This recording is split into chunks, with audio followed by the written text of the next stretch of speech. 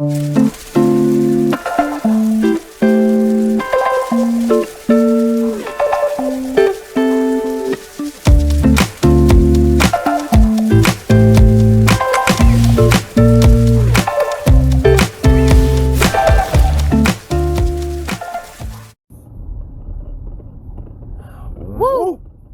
The power has been with you all along.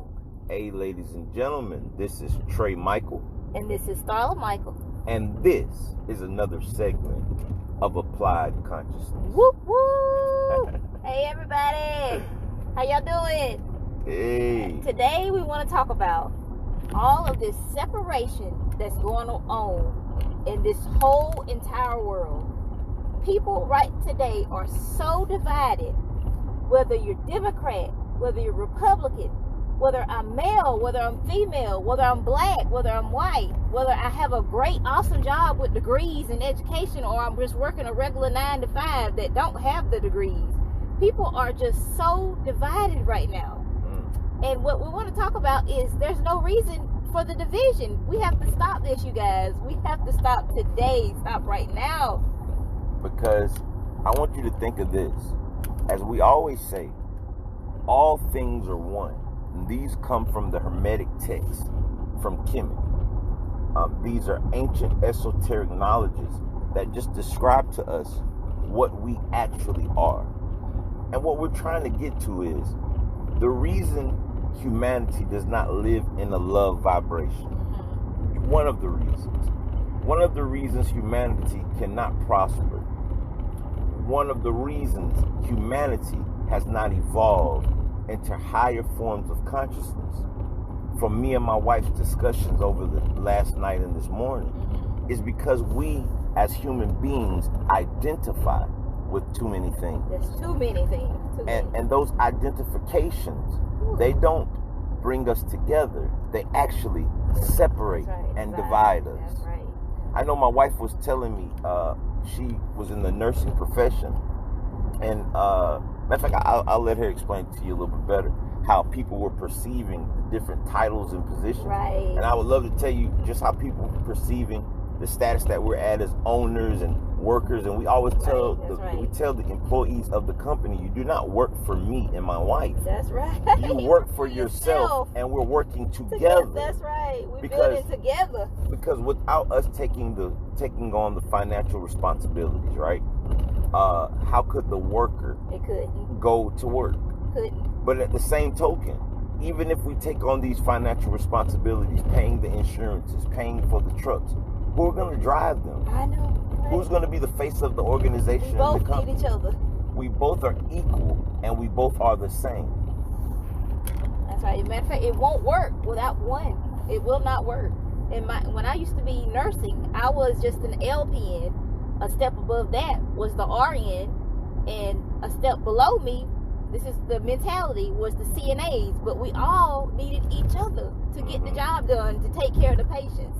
Yeah. And it was always a jealous envy, always. It just created division between all of our staff because everybody was trying to put people in a certain class. Yeah. Oh, you're not supposed to sit at this table. You're just a CNA. Are you serious? Yeah, like really. Because if you really boil it all down, if you strip every person naked and we take away these fairy tale or fictional titles, black man, white man, Republican man and woman, Democratic man and woman, you are the basics, the human being. All the same. All the same. And we were all being of service, so we should have came together and been of service and provided the best service that we could provide. But instead, it was division. It was the division.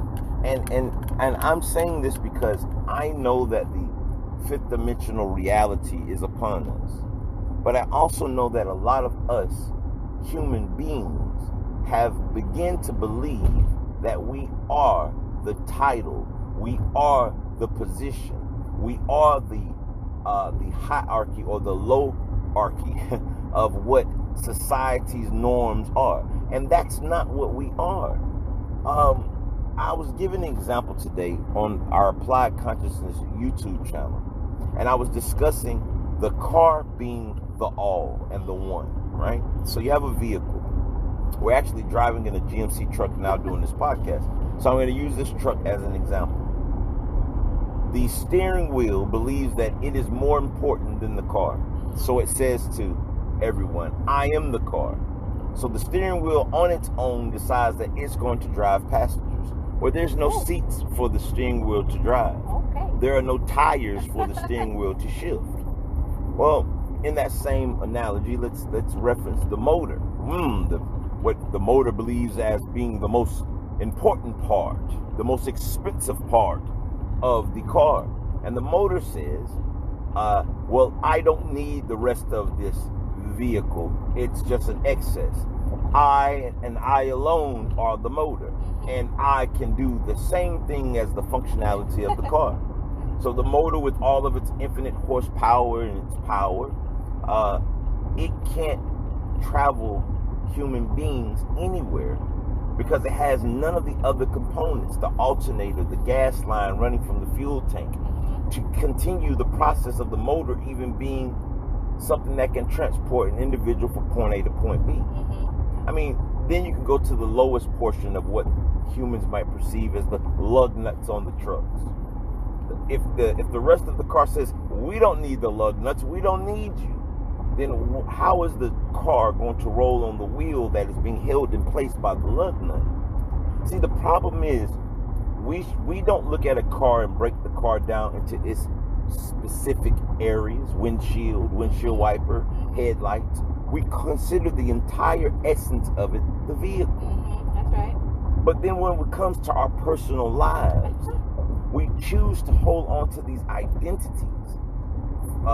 The owner or the CEO, Mark Zuckerberg. Well, without the people, without the computer programmers, without the people that are the warehouse worker, how is these corporations going to stand apart? How are they going to stand if they can't? See, but they utilize themselves and they places themselves into unity so that they can be the whole, so that you can provide services to humanity. Right now, we're fighting over vaccinated, non-vaccinated. I know, right? That's crazy. Black, white. Should we tell lies in school or tell the truths in school? Should we wear masks or should we not wear masks? We're separating ourselves to such a degree that we are so, how can you put it, Starla? We're so broken. And it lowers your frequency. And it's lowering the frequency of the world. Whole world. It's lowering the frequency. The more that you focus on the division, that's what you're going to create. You'll receive that. You'll be in poverty, everything, misery, depression. I mean, you have to let go of what these labels that you identify with, because we all are the same. And you are me, I am you. We're all the same. You have to let go of those labels. That's the only way that we're going to survive and make it together as a whole, you know. Correct. And to let that go. And remember this, man. We speak so much about the ego.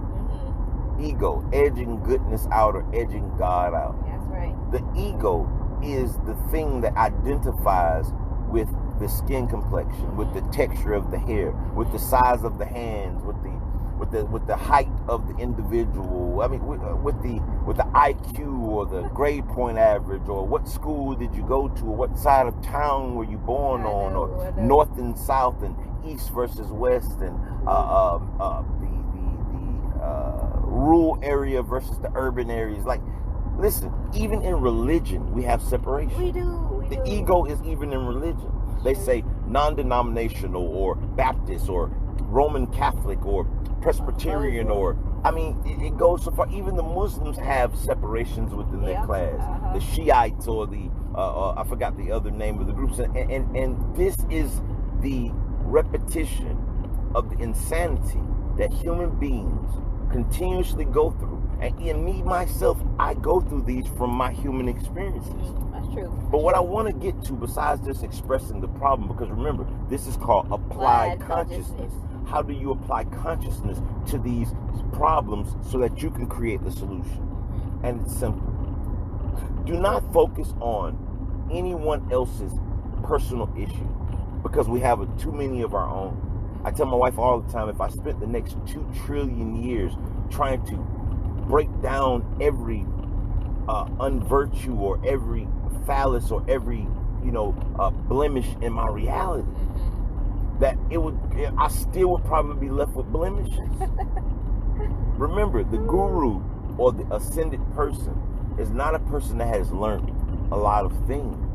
It's actually the person that has begun to unlearn the BS, or as we like to call it, the belief systems right, that humanity has pushed upon its population. So what my suggestion consciously is to do is to look at yourself in the mirror, physically the mirror. So I literally say this, I teach this to my kids and my wife and even myself. Look at yourself in your mirror and tell yourself 10 imperfections that you actually have. Remember, lock the door, close the bathroom if the ego doesn't want to let other people hear about your imperfections, but you're imperfect. By nature, by definition of being human, you're imperfect. But the being that lies within, the consciousness that lies within the essence of the being of the human, which is a part of all things, the grass, the sun, the energy, the rays, the frequencies, the vibrations, it is a part of the all things. The more that you break down the human, the more that you disconnect from its perception of what it thinks what it is, or its title, that's when you become the alchemist, and you start to transmute that negativity, that ego, into a positive format. And you, like me and my wife, will begin to assist humanity, not by correcting their flaws, but by correcting our own. It starts with you. It actually does. It starts with you. That's right. And remember, your external reality, that means the hatred that you see, the poverty that you see, these are all reflections of every human being's internal status. See, if every individual human being was to choose love as its dominant frequency, you would not see lack and poverty and hatred and racism and bigotry and prejudices and molestations and murders and thieves and all of these above, because what's inside of you comes out of you. That's right. That's right. So you have to all start with each other to look ourselves in that mirror, and just take a time, and if you get the list of 10 that you're going to quote out, remember, it's enough listings that you can do them for the next 2 trillion years, and you're never going to get done with it. But you can begin now. Start with 10, place them on the list, and say, I'm going to master no longer identifying with this egoic mind frame. And remember, anything that says me, my, or I is your ego. Because that's an illusion. There is no me. There is no I. There is we. There is us. There is the all. And this is truth that we've heard since we were little. You always heard the saying, together we stand, divided we fall. And that's true. That's true. And right now, more than ever, humanity needs us to stand. That's right. We are the bridge together that can shift all humanity who have not put as much work in as we have. Into the 5th dimension, which is a frequency that lower vibrations of hatred, the opposite of love, and anger, the opposite of love, and lack, the opposite of love, can no longer exist in. And if we're going to do that, we have to start with oneself. That's why the first rule to consciousness is to know thyself, not to know what you perceive that you are. Hey, like we always say, live, love, and laugh, and namaste. Namaste. Namaste. Peace, everybody. Live your fullest potential. Break down the ego and be the being. And we love you, love you. And we love you. Peace.